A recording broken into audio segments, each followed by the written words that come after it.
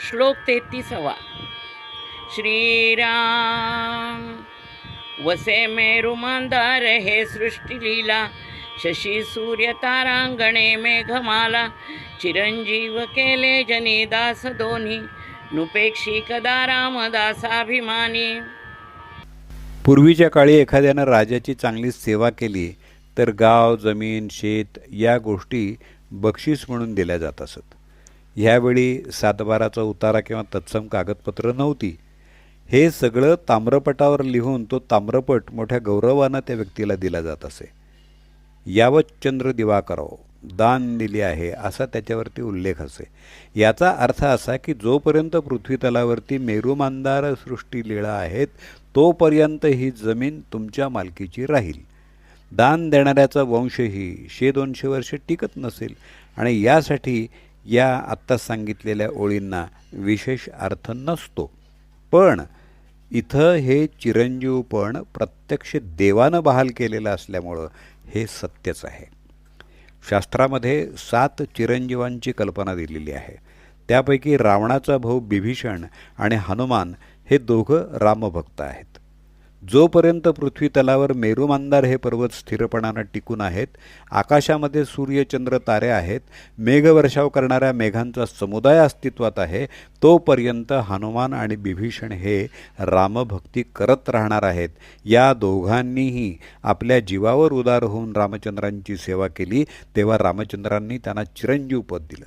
चिरंजीव या शब्दातल्या चिरपदानं कल्पनातीत दीर्घकाळ अपेक्षित आहे, कारण हा प्रभू रामचंद्रांनी या दोघांना दिलेला आशीर्वाद आहे. दास म्हणजे धन्याची त्याच्या इच्छेप्रमाणे सेवा करणारा किंवा त्याच्या आज्ञेत राहणारा. हनुमान रामाशी एकरूप झाले होते. त्यांचं दास्य ही भक्तीची एक श्रेष्ठ भूमिका आहे. त्यासंबंधीची एक गोष्ट रामायणामध्ये आलेली आहे की एकदा प्रभू रामचंद्र आणि हनुमान बसले होते तेव्हा रामचंद्र सहज म्हणाले, या हनुमंतामुळं मी लंकेवर विजय मिळवला.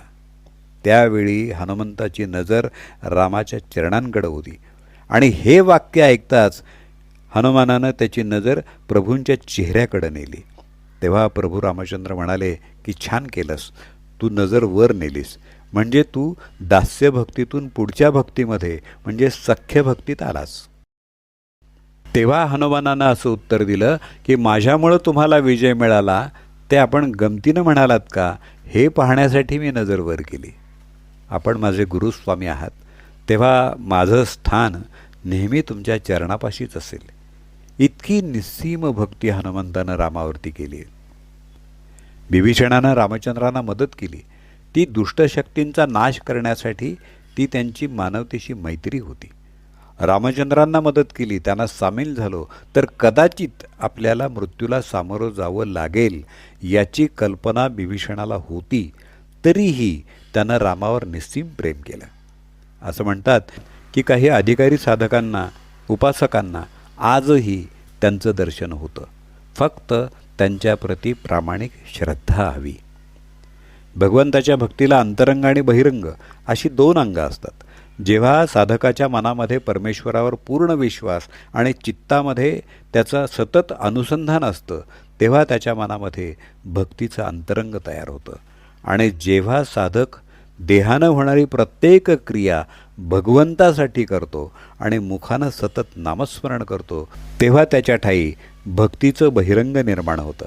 उदाहरणार्थ, कोणतंही काम करताना आपण मनानं परमेश्वराला स्मरतो ते अंतरंग, आणि जे रामाची सेवा करण्याकरता सज्जनगडावर कायम राहतात आणि पडेल ते काम करतात तसंच तोंडानं नामस्मरण करतात हे बहिरंग. या दोन्ही ठिकाणी भक्त आणि भगवंत एकमेकांची साथ सोडत नाहीत. तेव्हा असं दास्यपद असेल तर प्रभू रामचंद्र त्या दासाची उपेक्षा करणार नाहीत, कदापि करणार नाहीत. पण ही सगळी भक्ती करणाऱ्या प्रत्येक भक्ताच्या मनाची प्रवृत्ती मात्र वेगवेगळी असते. एक प्रकारचा भक्त बुद्धिवान आणि शक्तिमान असतो, तोच समूहप्रिय आणि चळवळ्या असतो. दुसरा भक्त शांत, स्वस्थ आणि सत्वगुण प्रधान असतो. त्याला एकांतवासामध्ये राहायला आवडतं. भक्त म्हणून दोघांची योग्यता सारखीच असते. दोघंही भगवंताला शरणागत असतात, तसंच ते भगवंतावर निर्भर असतात, पण दुष्टांना पहिल्या प्रकारच्या दासांचा दरारा वाटतो. अशा प्रकारे प्रभू रामचंद्रांनी भक्तांच्या या दोन्ही मनोरचनेला चिरंजीव केलं. आपलं पृथ्वीवरचं कार्य तडीला नेण्यासाठी त्याने मारुती आणि बिभीषण यांना हाताशी धरलं. यातील हनुमान हा पहिल्या प्रकारामध्ये मोडणारा, तर बिभीषण हा दुसऱ्या प्रकारात मोडणारा भक्त होता. सर्वसाधारण सृष्टीचा जो नियम आहे की जन्मानंतर मृत्यू आणि मृत्यूनंतर पुनर्जन्म, हा नियम बाजूला ठेवून प्रभू रामचंद्रांनी त्या दोघांवरती अलौकिक कृपा केली आणि त्यांना अमरपद बहाल केलं. समर्थ पुन्हा पुन्हा सांगतात, आपण हे शुद्ध अंतःकरणानं रामनामावर प्रेम केलं, त्याच्यावर श्रद्धा ठेवली, तर ते आपली उपेक्षा करणार नाहीत. उलट ते आपल्याला रामरूप बनवतील, असा दृढ विश्वास ते आपल्या मनामध्ये उत्पन्न करतात. जय जय रघुवीर समर्थ. वसे मेरु मंदार हे सृष्टी लीला, शशी सूर्य तारांगणे मेघमाला. चिरंजीव केले जनी दास दोनी, नुपेक्षी कदा रामदासाभिमानी. श्रीराम.